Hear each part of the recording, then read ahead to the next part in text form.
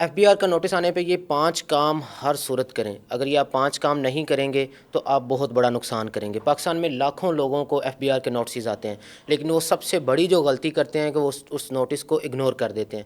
آج میں آپ کو بتاتا ہوں کہ وہ کون سے 5 کام ہیں جو کرنے سے آپ FBR کے نوٹس کا مؤثر طریقے سے جواب دے سکتے ہیں.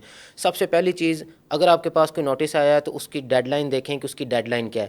عموماً ہمارے پاس جو نوٹسز FBR کے آتے ہیں وہ ڈیڈ لائن گزرنے کے بعد موصول ہوتے ہیں، کیونکہ پاکستان پوسٹ کا اور FBR کے نوٹسز کا بھیجنے کا جو سسٹم ہے وہ اتنا فرسودہ ہے کہ وہ ڈاک کے ذریعے ٹائملی نوٹس پہنچتا ہی نہیں ہے. اگر آپ کو نوٹس جو ہے وہ ڈیٹ کے بعد آیا ہے جس ڈیٹ کو آپ نے اپیئر ہونا تھا، تو اس چیز کا فوری خیال کریں. اس کے بعد آپ کو فوری طور پہ جو کنسرنڈ آفیسر ہوتا ہے اس سے کانٹیکٹ کرنا ہوتا ہے. دوسری چیز جو آپ نے دیکھنی ہے اپنے نوٹس کے اندر وہ یہ کہ آپ کو نوٹس کس سیکشن کے تحت ہے. آپ نے یہ چیز دیکھنی ہے کہ آپ کا جو نوٹس ہے وہ آپ کو آڈٹ کا نوٹس آیا ہے، سیکشن 114 کا نوٹس ہے، سیکشن 172 کا نوٹس ہے، کون سے سیکشن کے انڈر نوٹس آیا اور اس سیکشن کی ڈیمانڈ کیا ہے. تیسری جو امپورٹنٹ چیز ہے جو آپ نے دیکھنی ہے وہ یہ کہ جس آفیسر نے آپ کو یہ نوٹس بھیجا ہے کیا اس کی جورسڈکشن بنتی تھی یہ نوٹس بھیجنے کی کہ نہیں بنتی. اگر کوئی آفیسر جو ہے وداؤٹ جورسڈکشن آپ کو نوٹس بھیجتا ہے تو وہ نوٹس جو ہے وہ نل اینڈ وائڈ ڈکلیئر ہوگا. یہ 3 چیزوں کا آپ نے بھرپور خیال کرنا ہے. چوتھی چیز جس کا آپ نے خیال کرنا ہے کہ آپ فوری طور پہ ایک کنسلٹنٹ کے ساتھ اپنے کنسلٹنٹ کے ساتھ رابطہ کریں، ان کو نوٹس بھیجیں